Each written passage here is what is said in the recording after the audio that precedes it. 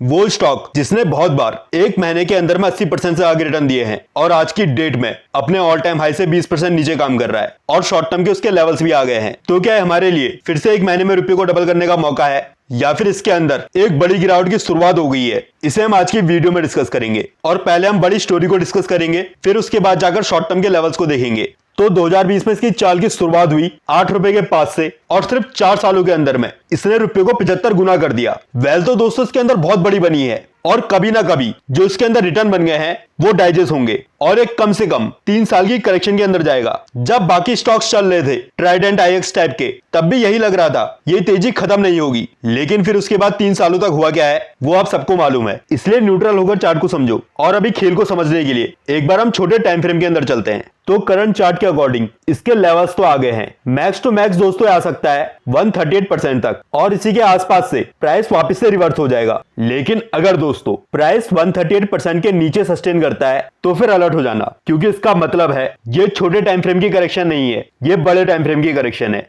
और बड़े time frame का मतलब जो चाल 2020 से शुरू हुई है उसकी प्राइस 38% की करेक्शन कर सकता है, जो कि दोस्तों आज की डेट में आ रहा है 122 के पास में। बीच के 2 लेवल और इंपॉर्टेंट है, अगर दोस्तों लेवल्स को ब्रेक करके नीचे आएगा तो फिर इसको कंटिन्यूस एनालाइज करते हुए चलना पड़ेगा और आज की डेट में ये रिस्क एंड रिवॉर्ड इश्यू के हिसाब से फेवरेबल नहीं है। शॉर्ट टर्म के अंदर इसको देखना है तो देख सकते हैं, क्योंकि शॉर्ट टर्म के लेवल्स आ गए हैं। लेकिन आपको यहाँ पर एक बात का और भी ध्यान रखना पड़ेगा, अगर प्राइस यहां से रिवर्स होता है तो उसके अंदर स्पीड होनी चाहिए और इसका प्रीवियस कैरेक्टर भी देखोगे तो जब भी ये चला है धुआंधार चला है और यहां से निकला तो यहां से ही बड़ी चाल आ सकती है। लेकिन अगर प्राइस यहां से रिवर्स होता है और उसके अंदर स्पीड नहीं होती है तो फिर ये समझ लेना प्राइस के अंदर कुछ गड़बड़ है।